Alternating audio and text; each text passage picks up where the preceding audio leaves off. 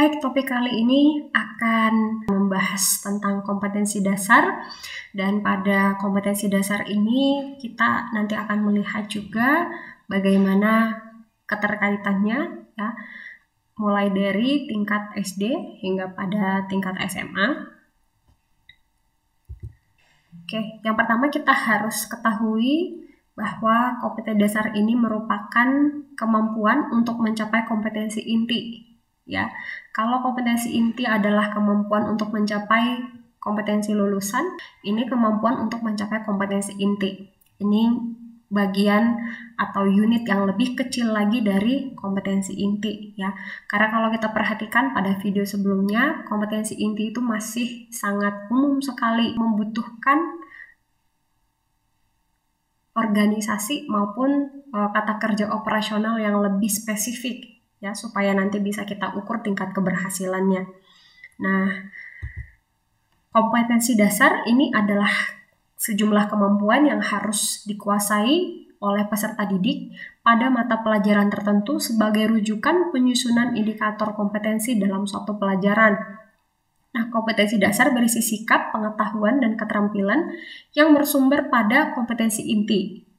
Nah, kompetensi dasar pada kurikulum 2013 berisi kemampuan dan muatan pembelajaran untuk mata pelajaran yang mengacu pada KI, dan rumusannya nanti dikembangkan dengan memperhatikan karakteristik dan kemampuan peserta didik dan karakteristik mata pelajaran itu. Ya, sehingga untuk masing-masing mata pelajaran tentunya akan berbeda, ya. Untuk karakteristik peserta didik juga akan berbeda. Oke, mari kita perhatikan bagian berikut ini. Ini adalah kompetensi dasar yang dikhususkan pada mata pelajaran pendidikan agama, Kristen, dan budi pekerti. Nah, ini terdiri dari 4 kompetensi dasar. Yang pertama, kompetensi dasar sikap spiritual, kompetensi dasar sikap sosial, lalu kompetensi dasar sikap pengetahuan, dan terakhir itu sikap keterampilan. Nah, pada kompetensi dasar sikap spiritual ini mendukung KI 1, ya. Kalau teman-teman masih ingat, KI 1 itu adalah kompetensi spiritual. Nah, ini pada KD sikap sosial ini mendukung KI 2. Ya, pada KD sikap pengetahuan ini mendukung KI 3, dan KD pada sikap keterampilan mendukung KI 4. Ya, jadi semua kompetensi inti yang telah ditetapkan itu nanti akan dijabarkan lagi dalam bentuk kompetensi dasar. Nah, khususnya pada KD spiritual dan KD sikap sosial yang mendukung KI 1 dan KI 2 ini, pembelajarannya ini atau sikap dan kemampuannya ini didapatkan dalam pengajaran tidak langsung, ya, secara tidak langsung. Berbeda dengan KD sikap pengetahuan dan keterampilan pada KI 3 dan KI 4 ini bisa didapatkan atau diwujudkan dalam pembelajaran langsung. Maksudnya adalah ketika kita melakukan pembelajaran, maka pada kompetensi dasar nanti yang akan ditetapkan, ya, pada kompetensi dasar yang ditetapkan itu nanti tersisiplah pembelajaran pada KD sikap spiritual dan sikap sosial ini. Artinya apa?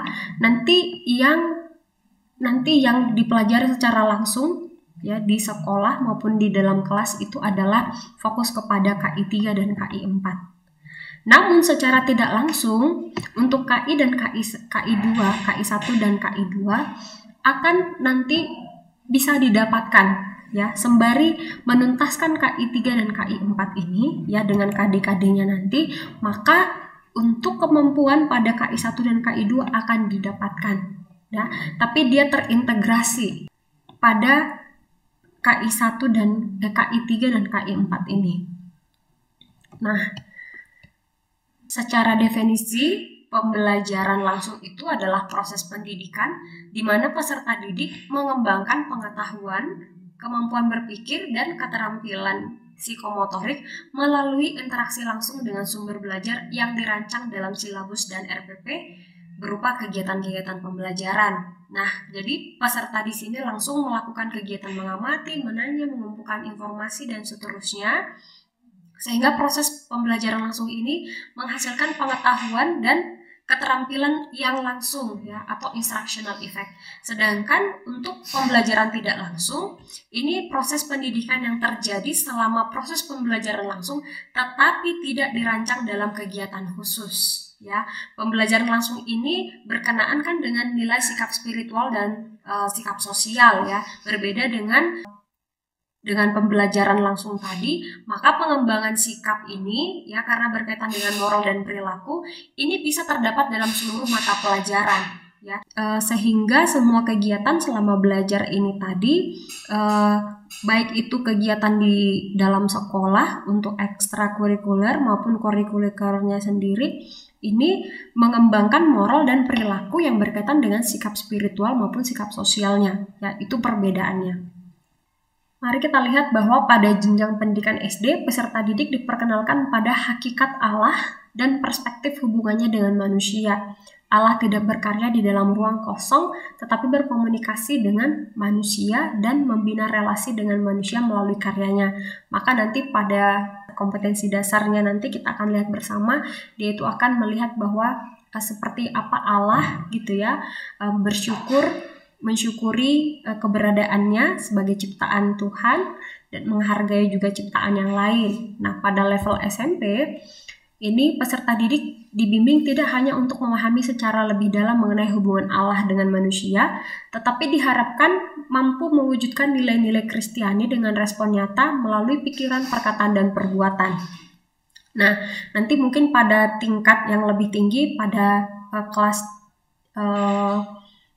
yang lebih tinggi lagi, nanti peserta didik diharapkan mampu mengambil keputusan hidup sesuai dengan usia dan kemampuannya dengan mengacu pada nilai-nilai Kristiani yang dipelajari dan dialaminya dalam proses pembelajaran di sekolah.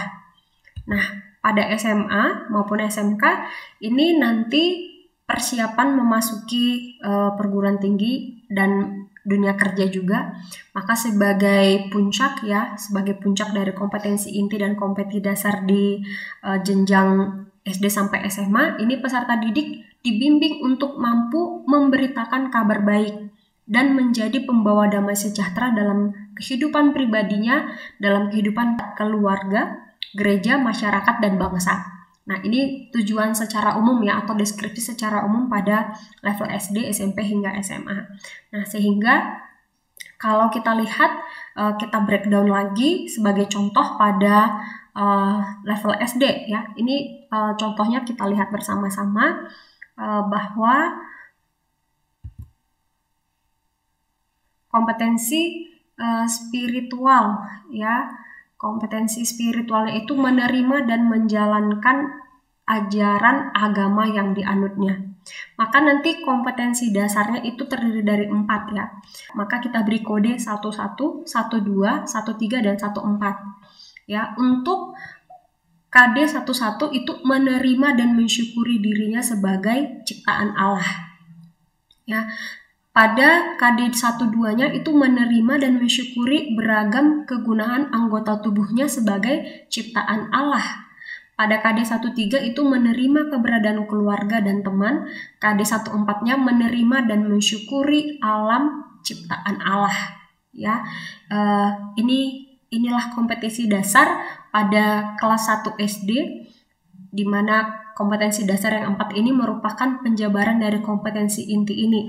Bagaimana supaya kompetensi inti pada sikap spiritual ini bisa tercapai? Maka pada kompetensi 11, 12, 13, serta 14 ini harus dituntaskan oleh guru mata pelajaran PAK dan budi pekerti. Nah, nanti kita bisa lihat pada video berikutnya bagaimana kompetensi dasar ini bisa kita rumuskan dalam bentuk indikator ya, supaya bisa kita ukur tingkat keberhasilannya.